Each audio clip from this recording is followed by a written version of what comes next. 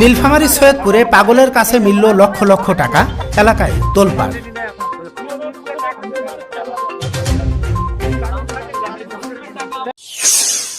নীলফামারী সৈয়দপুরে এক অবিশ্বাস্য ঘটনায় তোলপাড় সৃষ্টি হয়েছে। মানসিক ভারসাম্যহীন গনি মিয়া নামক এক ব্যক্তির কাছ থেকে 3,69,052 টাকা পাওয়ায় এই অবিশ্বাস্য ঘটনার সৃষ্টি হয়।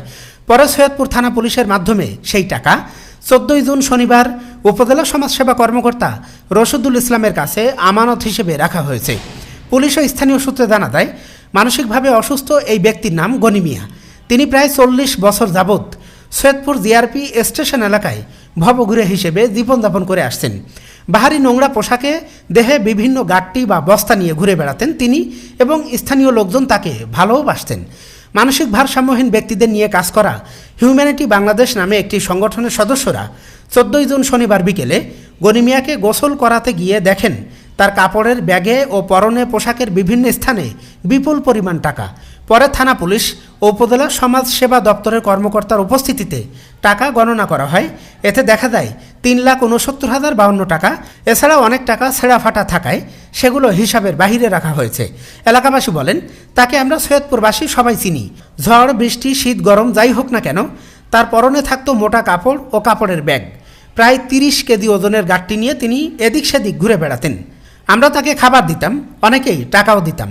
সেই টাকা তিনি তার গাঁটটি ও শরীরের বিভিন্ন জায়গায় জমা রাখতেন। হিউম্যানিটি সংগঠনের এক কর্মী বলেন, ওই দিন সকালে আমরা সৈয়দপুরে এবং এই শহরের 4 জন মানসিক ভারসাম্যহীন ব্যক্তিকে পরিষ্কার করে নতুন জামা কাপড় পরিয়ে দেই। পরে এই ব্যক্তির সন্ধান পেলে আমরা তাকে পরিষ্কার করতে আসি সৈয়দপুর রেলওয়ে মাঠে।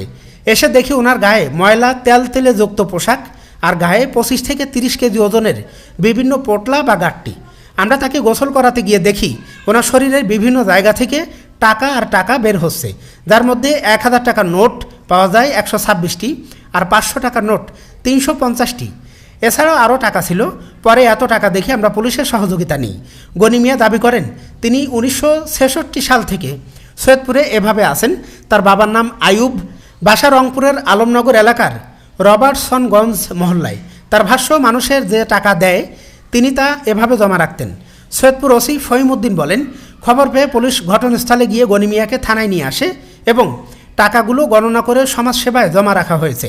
সমাজসেবা কর্মকর্তা রশিদুল ইসলাম বলেন, টাকা আমাদের কাছে গচ্ছিত আমানত হিসেবে রাখা হয়েছে।